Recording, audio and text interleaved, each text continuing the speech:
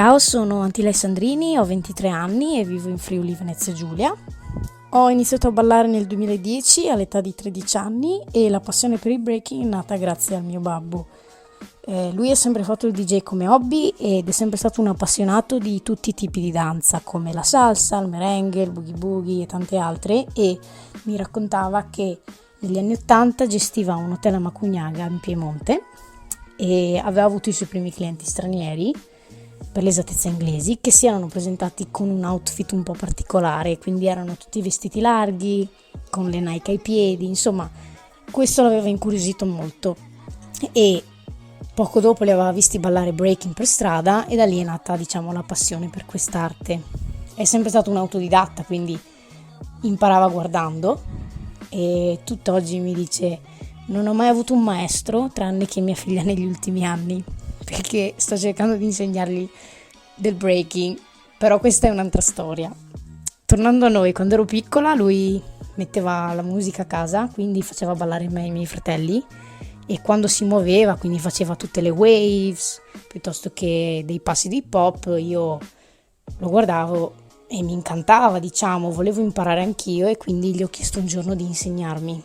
Allora lui ha scaricato dei video tutorial su internet e ci mettevamo in giardino e provava a insegnarmi quello che appunto trovavamo nei video.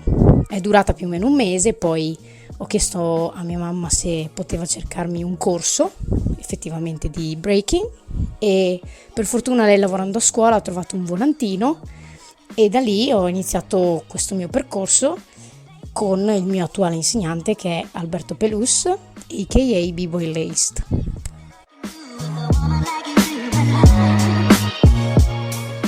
Per quanto riguarda le mie sessioni di allenamento, cerco sempre di seguire un programma in modo tale da indirizzare il mio allenamento e quindi utilizzare il tempo per produrre, migliorare, creare nel modo più funzionale e efficace possibile.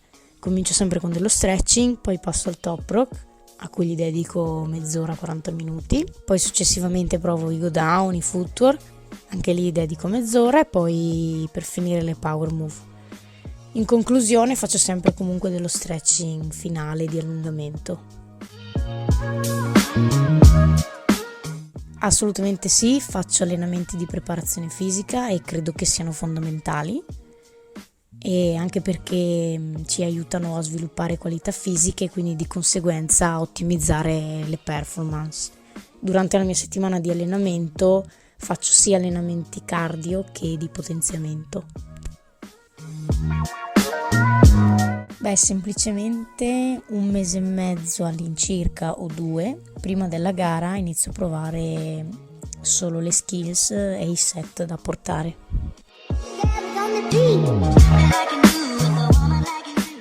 Credo che il segreto sia perseverare. Io pratico 2 discipline, però organizzandomi bene la settimana riesco ad allenarle entrambe e cerco sempre di alternarle, quindi se un giorno pratico wushu, il giorno dopo pratico breaking e via così per tutta la settimana. E credo anche che allenando una disciplina di conseguenza alleno anche l'altra, quindi una compensa l'altra e viceversa. Allora durante la settimana diciamo che le mattine le dedico alla preparazione fisica e i pomeriggi tengo dei corsi di ginnastica artistica e di breaking, e poi la sera mi alleno, frequento dei corsi sia di wushu che di breaking. Se devo essere sincera, secondo me deve crescere ancora molto. Avendo partecipato ad eventi internazionali come l'Unbreakable, il Break the Floor, l'Universal Concrete Jam, il Blow Your Style, nei quali ho potuto sfidare e conoscere persone di alto livello di fama internazionale, ho potuto notare come culturalmente e stilisticamente parlando siano di un livello superiore al nostro. E in questi ultimi 2-3 anni ho avuto anche la possibilità di intraprendere un nuovo percorso, quindi seguire delle lezioni con Mr. Wiggles, Pepito e Lorenzone, e grazie a loro mi sono resa conto che soprattutto in Italia ci sono delle lacune per quanto riguarda le conoscenze culturali e di conseguenza tecniche, che poi si riflettono non solo nel modo di ballare ma anche nella capacità di capire, comprendere quello che si sta facendo. Per quanto riguarda la scena del breaking femminile, non voglio fare distinzioni di genere perché alla fine tutti balliamo e tutti dobbiamo sapere, dobbiamo conoscere, e adesso le possibilità di studiare per conoscere ci sono, le abbiamo e vanno sfruttate al meglio. Per quanto riguarda i traguardi sportivi che ho raggiunto fino ad oggi, io partirei dal principio, perché io ho iniziato a fare ginnastica artistica quando ero piccola e l'ho praticata per 8 anni a livello agonistico, e questo sicuramente mi ha aiutato molto negli sport che poi ho fatto successivamente, come il cheerleading. Infatti col cheerleading sono riuscita a partecipare ai campionati mondiali nel 2015 a Orlando.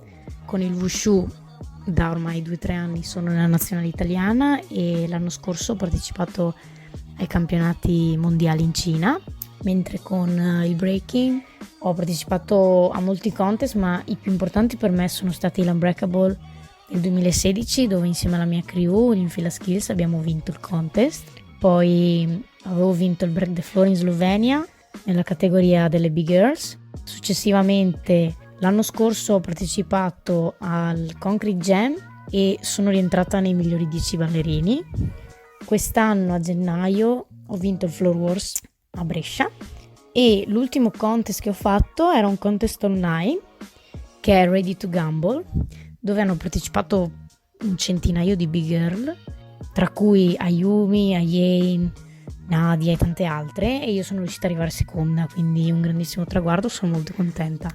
E per quanto riguarda gli obiettivi futuri, sicuramente in programma ho il Red Bull BC1 Italia, al quale sono stata invitata quest'anno per la prima volta, quindi sono molto contenta.